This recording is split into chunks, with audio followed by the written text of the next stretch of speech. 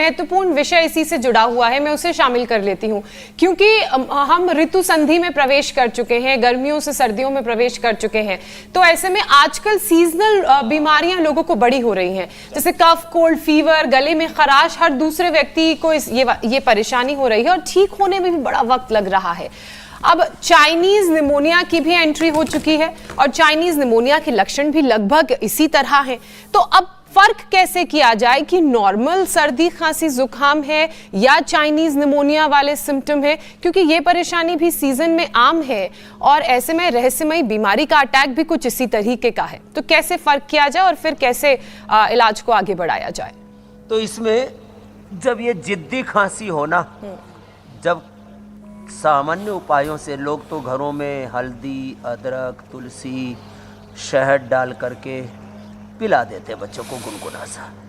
Swasari powder, Sitopaladi चूर्ण, सौंठ, पिपल, काली मिर्च, त्रिकुटा चूर्ण, या जैसे मैंने कहा श्वासारी क्वाथ, पंचकोल क्वाथ और श्वासारी ब्रोनकोम का इस्तेमाल करके कफ सिरप दे करके उसी से जब ये खांसी ठीक ना हो, जब कंठामृत, लवंग आदि, खदरा आदि वटी भी काम ना करे, मुलेठी, काली मिर्च, मिश्री जो हम चूसने के बोलते हैं, गले के गरारे के लिए एलोवेरा 100 ग्राम, 10 पत्ते अमरूद के, 5 से 10 ग्राम हल्दी, त्रिकुटा, बहेड़ आदि डाल करके उबाल करके उससे गरारा कराते हैं।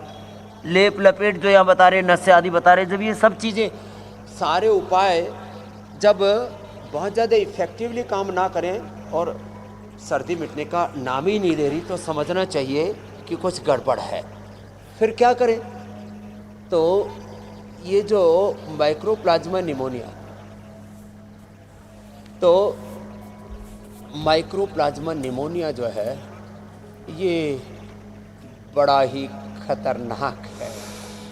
तो जब अंदर तक ये कफ अंदर घेर लेता है ना 2400 किलोमीटर लंबे हमारे रेस्पिरेटरी ट्रैक को, तो अंदर तक श्वास नली में सूजन आ जाती है, जकड़न आ जाती है, बलगम जम जाता है।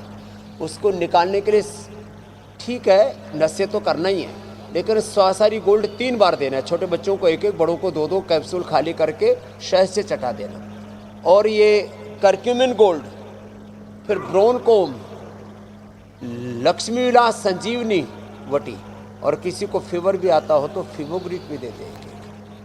और 3 से 5-7 दिन में ही माइक्रोप्लाज्मा निमोनिया से लेकर के पुरानी जो खांसी हो गई, जो खांसी जिद्दी है, चाहे कफ वाली है, बिना कफ वाली है, अंदर पूरा बलगम जम गया है, पूरा कफ ने फेफड़े को घेर लिया है, वो सारा का सारा फेफड़ा हमारा वापस नॉर्मल आ जाएगा। जो उपाय बताए इससे।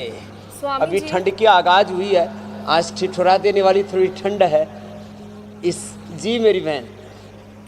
स्वामी जी, निमोनिया से सांसों पर इमरजेंसी भी लग जाती है, लेकिन कई लोग ऐसे हैं जिन्हें ताउम्र एलर्जी से जूझना पड़ता है, जिसमें अस्थमा भी है। तो अस्थमा से परेशान लोगों को इस सर्दी में अपनी सेहत का ख्याल रखने के लिए क्या सलाह देंगे आप? उनको एक तो दही, छाछ, नींबू, अचार, टमाटर, खटाई, चिकनाई, ठंडी चीज़ें, चिकनी चीज़ें बंद करनी पड़ेगी। उनको चीनी भी बंद करनी पड़ेगी। चीनी की जगह थोड़े गुड़ का प्रयोग करें। और गुड़ असली नकली की पहचान कैसे करें? आजकल हर चीज़ में केमिकल्स इतना ज़्यादा डालते हैं, और वो बोले हम चीनी तो नहीं खा रहे, लेकिन गुड़ में उससे भी ज़्यादा केमिकल है, तो फिर गुड़ गोबर हो गया। बोला गुड़ गोबर कर दिया इसने, तो गुड़ की जगह गोबर खा रहे हैं लोग। तो इन चीज़ों से भी बचना है, वो भी आज बताएंगे। तो गुड़ का घी गोबर करके खा रहे हैं। तो ऐसे एक तो ये योगाभ्यास करें, और प्राणायाम बहुत ज़रूरी है, प्राणायाम करना चाहिए। अब जिनको सर्दी लगती है वो मेरी तरह से कपड़े मत उतार देना, थोड़े कपड़े पहन के रहना। उसने टोपी भी निकालने, टोपी पहन के रहना। सिर थोड़ा ढके रखना चाहिए। सिर में ठंड लगती है, कानों में बहुत ठंड लगती है। शुरू में हमने देखा लोग कान के या कुछ लगा के रखते थे, मैंने कहा शायद कोई फैशन होगा। बोले जी ठंड लगती है, फैशन नहीं। तो कान में बहुत ठंड लगती है, सिर में भी ठंड लगती है। छाती में अंगीठी जला के रखते हैं, पहाड़ में, विदेशों में भी मैंने देखा यहाँ। तो छाती में बहुत ठंड लगती है, तो जिनको थोड़ी ठंड की प्रकृति है तो थोड़ा कपड़े ठीक ठाक पहन के रखें। लेकिन अब जिनको हमारी तरह से रहना है तो उपाय है दूध में हल्दी, शिलाजीत। ये शिलाजीत में हमने ना एक स्वर्ण शिलाजीत बना रखी है। बाकी तो शिलाजीत लिक्विड और ये सब भी है, ये भी बड़ा जोरदार मामला है। लेकिन दूध में हल्दी, शिलाजीत, केसर और साथ में च्यवनप्राश खा लेना, ओहो हो, फिर तो बहुत ही ज़बरदस्त मैटर है। और सांसारी ब्रोंकोम इसकी परम औषधि है। फिर इसके अंदर हम ये काकड़ा सिंगी ओरोग्रिट उससे हमने तैयार की, और ये करक्यूमिन गोल्ड ये हमने तैयार की है हल्दी से।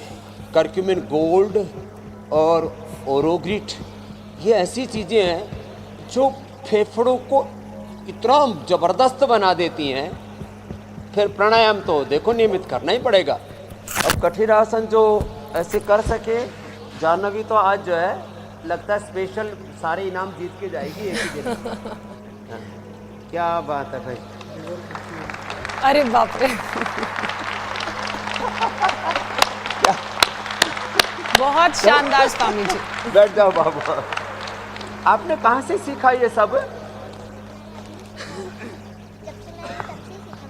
तो क्या बात है, देखो ये टीवी देखती रही, यहाँ आई और फिर जो है पतंजलि के गुरुकुलम के बच्चों को देखती रहती है। अम्मा भी करती है, हाँ, इसकी माँ भी करती है।